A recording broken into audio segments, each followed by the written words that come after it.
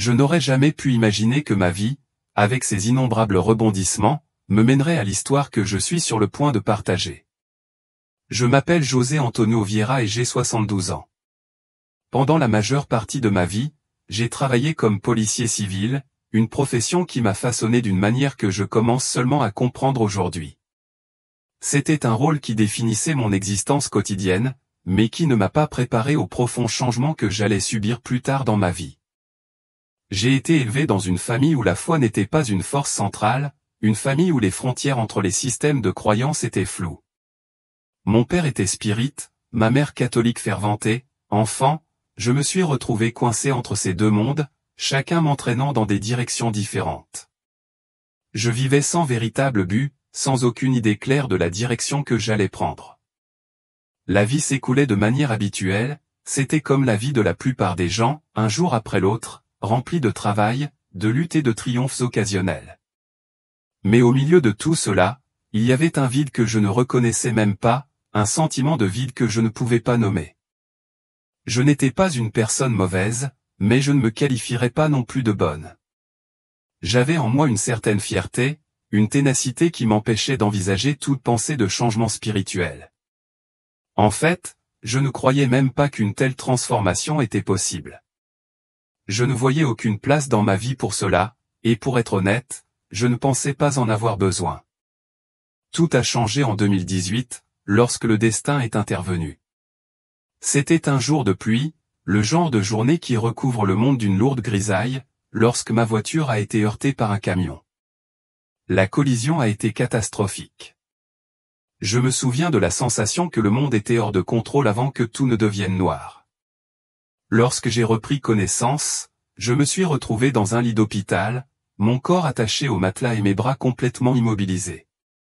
La douleur était atroce, mais la vraie bataille ne faisait que commencer. Ces mois passés dans ce lit m'ont semblé être une prison. Mais en y repensant, je me rends compte que la transformation la plus profonde que j'ai vécue n'a pas eu lieu dans mon corps, mais dans mon âme. Au cours de ces longues heures de silence, entre le réveil et le sommeil, j'ai été forcé d'affronter l'obscurité qui sommeillait en moi. C'est à ce moment-là que j'ai vécu quelque chose de surnaturel, quelque chose qu'aucun film, aucun livre, aucun mot ne pourrait jamais vraiment décrire. C'est cette expérience que je veux maintenant partager avec vous. Mais avant de continuer, laissez-moi vous demander, vous êtes-vous déjà senti si éloigné de tout, si complètement perdu, que vous ne pouviez même pas imaginer où vous alliez? Pendant des années, c'était mon existence. Et maintenant, de l'autre côté de cette expérience, je suis ici pour partager avec vous ce que j'ai vu. Je ne peux pas vous promettre que ce sera facile à entendre, mais je crois que si vous restez avec moi, vous comprendrez peut-être pourquoi je me sens obligé de partager mon histoire. Parce que parfois, ce que nous découvrons à la toute fin a le pouvoir de tout changer. Ces 8 mois passés dans un lit d'hôpital ont été, à bien des égards, mon monde tout entier. J'étais confiné là, incapable de bouger ou d'échapper à la douleur qui semblait sans fin. Mon corps était brisé d'une manière que je ne pouvais même pas comprendre. Mais ce que je ne réalisais pas à l'époque, c'est que mon âme était encore plus fracturée, plus perdue que mon corps physique. Les nuits étaient les plus dures. Quand le monde devenait immobile et silencieux, un profond sentiment de vide m'envahissait. J'entendais le murmure silencieux du personnel médical, les doux chuchotements des médecins, qui disaient des choses comme « il ne passera pas la nuit ». Ils avaient presque abandonné, mais quelque chose en moi refusait de capituler. Je n'étais pas prêt à mourir, pas encore. Quelque chose au fond de moi me poussait à continuer à me battre, à tenir encore un peu. Une nuit, quelque chose de différent s'est produit. J'avais l'impression de flotter. Mon corps était toujours là, attaché au lit, mais je ne l'étais pas. Pouvez-vous imaginer cela? Comme si votre âme se détachait de votre corps, et que vous pouviez vous regarder d'en haut. C'était terrifiant, et je n'avais aucune idée de ce qui se passait. J'ai commencé à entendre des voix, pas celles des infirmières ou des médecins, mais quelque chose de plus profond, de plus sombre. Ils murmuraient des choses que je ne pouvais pas comprendre entièrement, mais qui m'ont empli d'une peur indescriptible. Et puis je l'ai vu. Une silhouette se tenait à la porte de la pièce. Il ne ressemblait à personne que j'avais déjà vu auparavant. Il portait du blanc, mais pas le genre de blanc qui apporte la paix. C'était un blanc froid et vide. Il me fixait, et je ne pouvais pas détourner le regard. Avez-vous déjà ressenti cette peur qui fait battre votre cœur si fort qu'il semble sur le point d'exploser? C'est exactement ce que j'ai ressenti. Il n'a rien dit, mais je savais qu'il n'était pas un simple visiteur. Il était là pour moi. Je me suis demandé, est-ce que c'est tout? Est-ce que ça va finir comme ça? Toutes les choses que je croyais importantes, mon travail, ma réputation, ma fierté ne signifiaient plus rien à ce moment-là. J'étais face à quelque chose que je ne pouvais pas expliquer, quelque chose qui me faisait remettre en question tout ce que je pensais savoir sur la vie et la mort. Et si, soudain, vous vous retrouviez à marcher sans savoir où vous alliez? C'est exactement ce qui m'est arrivé. Alors que mon corps reposait sur ce lit d'hôpital, mon âme semblait guidée. Cet homme en blanc ne disait pas un mot, mais d'une certaine manière, je savais que je devais le suivre. Au début, j'ai cru rêver. Le sol semblait solide, mais j'avais l'impression de flotter. L'environnement autour de moi était vide, silencieux, mais à chaque pas que nous faisions, un sentiment croissant de peur m'envahissait. Et si ce chemin n'avait pas de retour? Et si j'étais emmené dans un endroit où la lumière ne pouvait pas atteindre? Je ne pouvais pas nier le calme de cet homme, mais il y avait quelque chose de troublant chez lui. Il n'était pas comme un médecin ou une infirmière. C'était comme s'il savait exactement qui j'étais, tout ce que j'avais fait, bon ou mauvais, et pourtant il ne me jugeait pas. Il marchait simplement à mes côtés. Le paysage commença à changer. Au début, il n'y avait que des ombres, mais maintenant je pouvais voir les contours de quelque chose de plus. Des arbres morts se penchaient comme s'ils étaient angoissés. Des rochers déchiquetés, trop tranchants pour être naturels, ça y est. À l'horizon, un immense entrepôt se profilait. Sa structure était grise et sans fin, comme s'il avait été construit pour ne jamais être entièrement occupé. Et si c'était une prison pour les âmes qui n'avaient nulle part où aller? À chaque pas, mon cœur devenait plus lourd. J'aurais voulu m'arrêter, retourner à l'hôpital, à mon lit, à la vie que je connaissais, aussi brisée soit-elle. Mais mes pieds continuaient à bouger, comme tirés par une force invisible. Quand nous avons atteint la porte de l'entrepôt, l'homme a finalement bougé. Il a posé sa main sur la poignée et j'ai senti la chaleur avant même que la porte ne s'ouvre. Ce n'était pas une chaleur ordinaire. C'était suffocant, transperçant mon être. Et si, en franchissant cette porte, je ne pouvais plus jamais repartir? Lorsqu'il l'a ouverte, l'odeur du soufre m'a frappé de plein fouet. C'était si puissant que je pouvais à peine respirer. À l'intérieur, le feu dansait d'une manière que je n'avais jamais vue auparavant. Il n'illuminait pas, au contraire, il semblait consumer toute la lumière autour de lui. Sur le sol, quelqu'un était accroupi. Je ne pouvais pas voir son visage, mais il était recroquevillé comme s'il se préparait à quelque chose de terrible. Et si c'était le sort qui m'attendait? L'homme en blanc m'a regardé et m'a montré l'intérieur. Il n'a prononcé qu'un seul mot, entrez. Quand il ouvrit la porte et m'ordonna d'entrer, mon corps se figea. La chaleur qui venait de l'intérieur était différente de tout ce que j'avais déjà ressenti. Elle ne brûla pas ma peau. Au lieu de cela, elle s'infiltra dans mes os, drainant toute mon énergie. L'odeur de soufre était si intense qu'elle me donna envie de vomir. Je savais que ce n'était pas n'importe quel endroit, c'était un endroit où la souffrance n'avait pas de fin. Le feu était partout, mais il n'était pas comme le feu que nous connaissons. Il ne consumait pas, il semblait enveloppé et tourmenté. Cela n'avait aucun sens. Je restais figé devant la porte, agrippant le cadre avec mes mains, essayant de rassembler la force de comprendre ce qui se passait. Sa voix était calme mais glaçante pour mon âme. Je le regardais, cherchant un signe de compassion dans ses yeux, mais tout ce que je vis fut une autorité que je ne pouvais défier. Mon cœur avait l'impression qu'il allait exploser de peur. Je ne voulais pas entrer, mais je savais que je n'avais pas le choix. Je fis le premier pas, et la chaleur devint encore plus intense. J'avais l'impression que tout mon corps était écrasé par une force invisible autour de moi. L'environnement était un mélange chaotique d'obscurité et de flammes. Il n'y avait pas de cris, mais le silence était encore pire. C'était comme si l'air lui-même était lourd de souffrance. Chaque respiration semblait être un fardeau. Et puis je les ai vus. À l'intérieur, il y avait plus de gens. Ils étaient dispersés, certains allongés sur le sol, d'autres debout, mais tous portaient des expressions de désespoir. Ils ne criaient pas, c'était comme s'ils avaient déjà perdu la capacité de réagir. Je me suis demandé, est-ce l'enfer? Est-ce là que tout se termine? Cet endroit semblait vivant. Le sol, les murs, même l'air pulsait avec quelque chose de malveillant.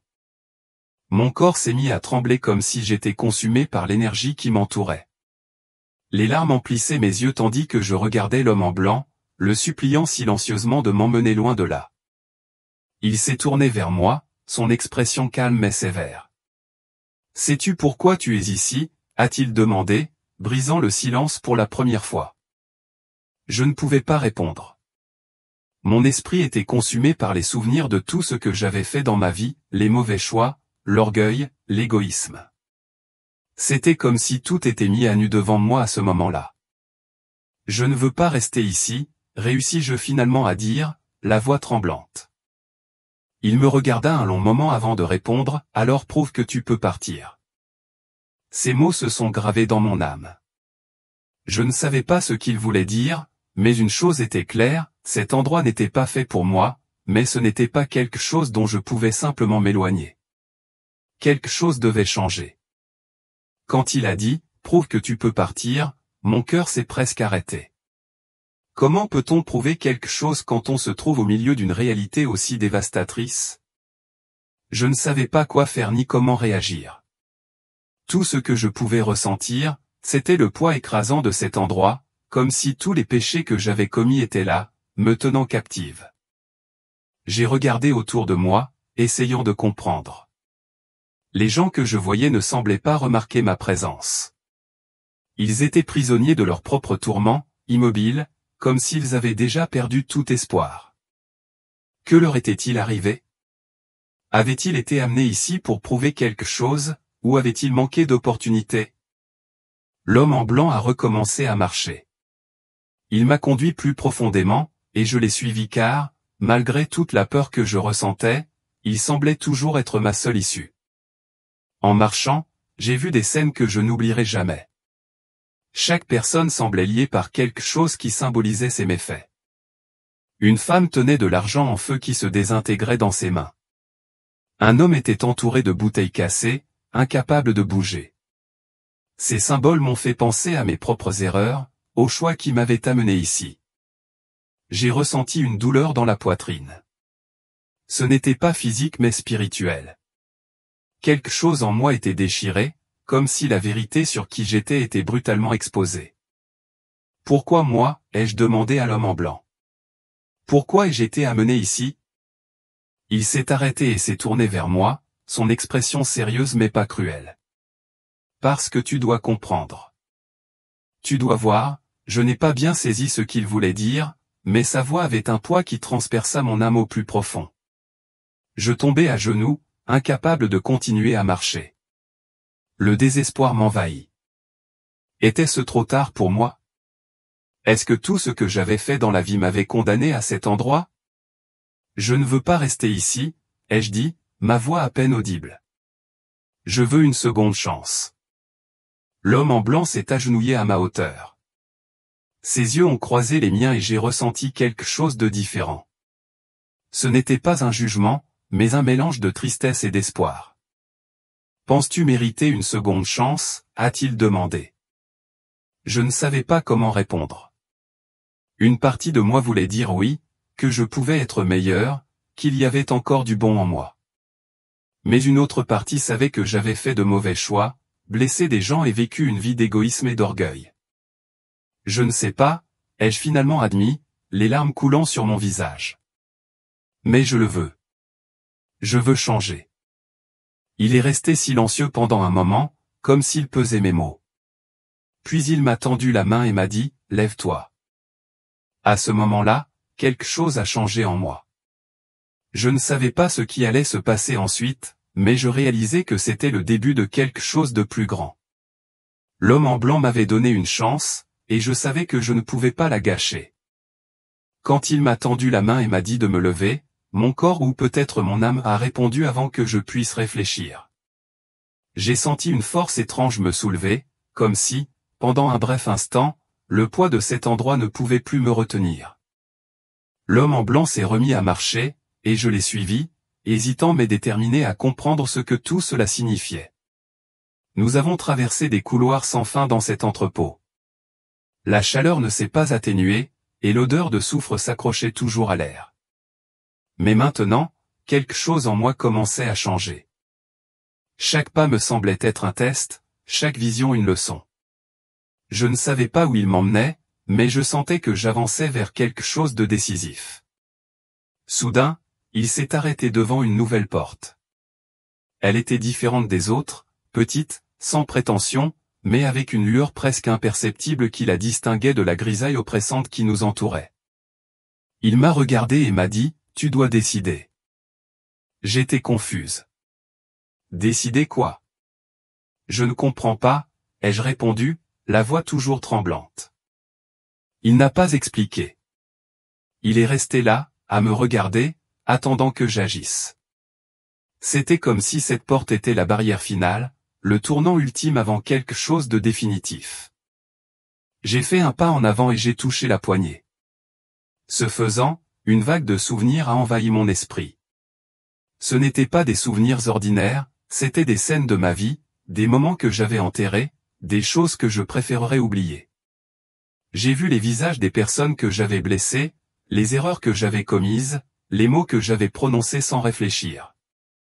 Chaque image a frappé mon cœur comme un coup. C'est alors que j'ai réalisé que la porte n'était pas seulement un passage, c'était un reflet de qui j'avais été. « Pourquoi me montres-tu ça ?» J'ai demandé, la voix étranglée par l'émotion. Il a répondu calmement comme toujours, pour que tu comprennes que chaque choix a des conséquences, et pour que tu vois que même maintenant, tu peux encore choisir. Mes mains tremblaient en saisissant la poignée. J'ai ressenti de la peur, de la honte et un profond désir de tout changer. Et si je n'y arrive pas? Et si j'échoue à nouveau? Il a posé une main sur mon épaule et a dit, « Tu n'es pas seul. Tu ne l'as jamais été. » Ces mots transpercèrent mon âme. Pendant un instant, la chaleur, l'odeur, les voix, tout cela disparut. Il ne me restait plus qu'un choix à faire. Je tournai la poignée et poussai la porte. De l'autre côté, il n'y avait ni feu, ni soufre, ni désespoir. Il y avait de la lumière, une lumière qui ne semblait pas provenir d'une source spécifique mais qui emplissait tout. Elle était chaude mais ne brûlait pas. Elle était brillante mais ne me faisait pas mal aux yeux. Par-dessus tout, elle était accueillante. J'ai ressenti une paix que je n'avais jamais ressentie auparavant. L'homme en blanc se tenait à côté de moi en silence tandis que je contemplais la lumière, sentant que, pour la première fois, quelque chose en moi commençait à guérir.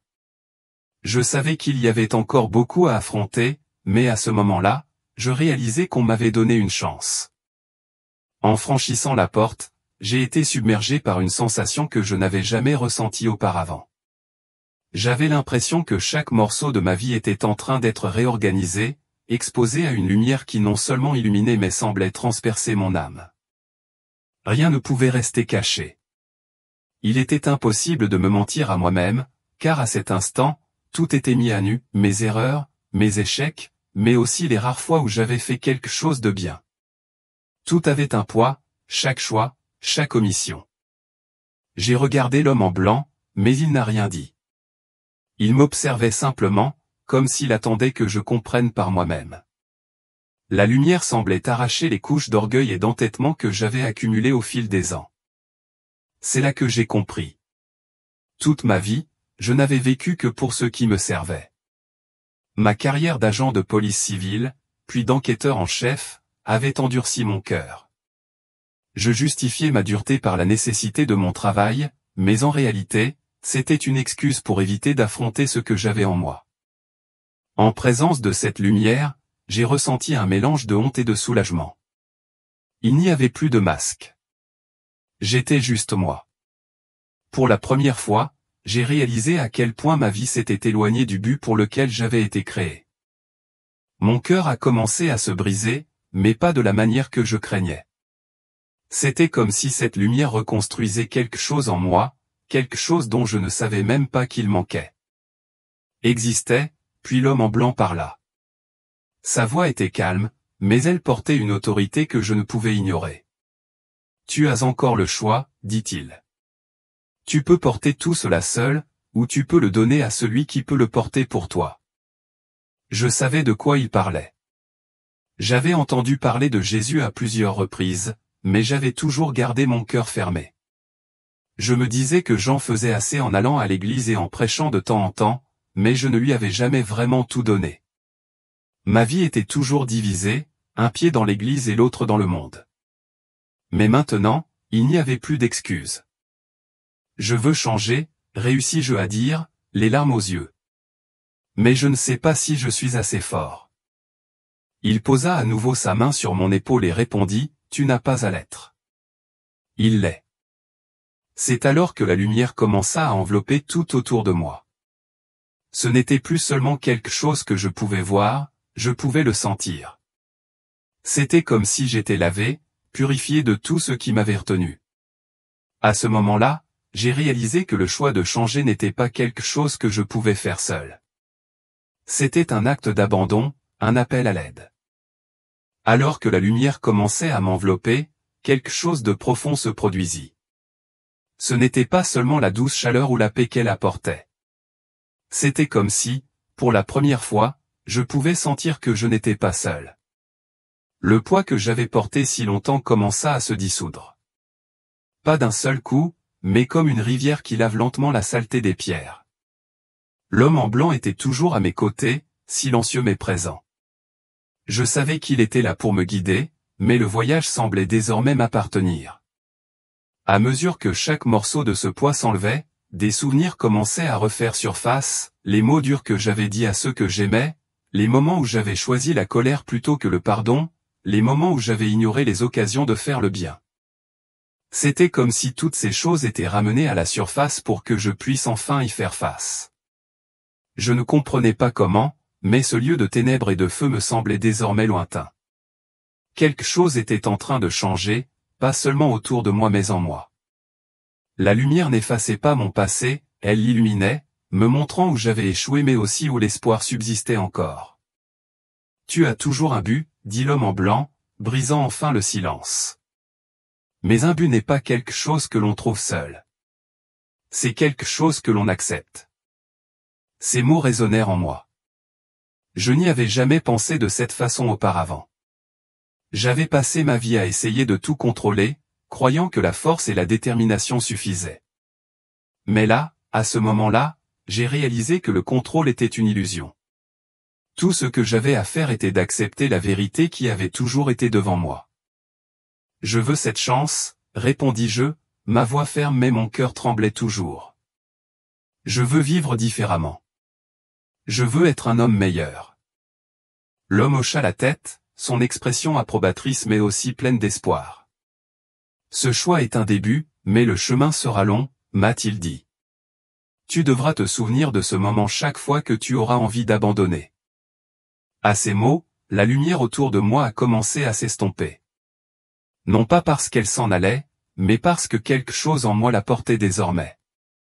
J'ai ressenti une force nouvelle, quelque chose qui ne venait pas de moi mais qui était plus grand que tout ce que je pouvais comprendre. Quand j'ai ouvert les yeux, j'étais de retour à l'hôpital. La chaleur, l'odeur de soufre, le désespoir, tout avait disparu. Au lieu de cela, j'ai ressenti une paix que je n'avais jamais connue auparavant.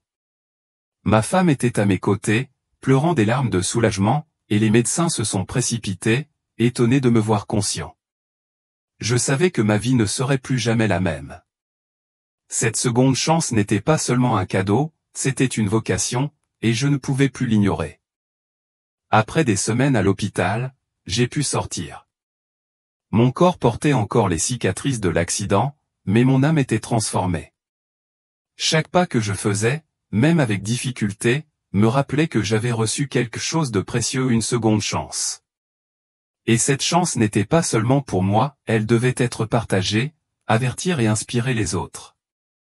Le retour à la maison m'a semblé étrange au début. Le monde autour de moi semblait le même, mais je n'étais plus la même personne. Les choses qui me préoccupaient auparavant, le statut, le pouvoir, le contrôle, avaient perdu leur attrait. Ma famille a remarqué la différence. Ma femme a dit, « Tu sembles plus léger, comme si tu t'étais débarrassé d'un énorme fardeau. » Et elle avait raison. L'expérience à l'hôpital m'avait montré ce qui compte vraiment. J'ai commencé à partager mon témoignage, d'abord avec un petit groupe d'amis proches, puis avec des congrégations dans des églises. Au début, j'étais submergé par la peur que mes mots ne soient pas compris ou que mon histoire tombe à plat.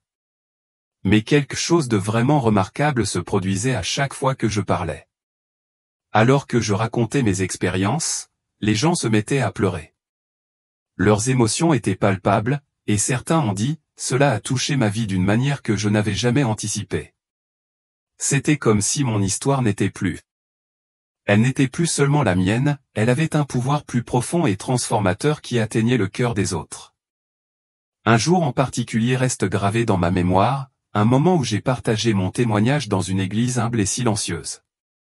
Après cela, une jeune femme s'est approchée de moi, les yeux remplis de larmes retenues. D'une voix tremblante, elle m'a dit, « J'ai l'impression que ma vie suit le même chemin que la tienne avant l'accident. Comment puis-je changer? Que dois-je faire ?» Je l'ai regardée et sans hésitation, les mots ont jailli de mon cœur. « Repentez-vous, lui ai-je dit, abandonnez votre vie à Jésus maintenant. Il n'est pas loin.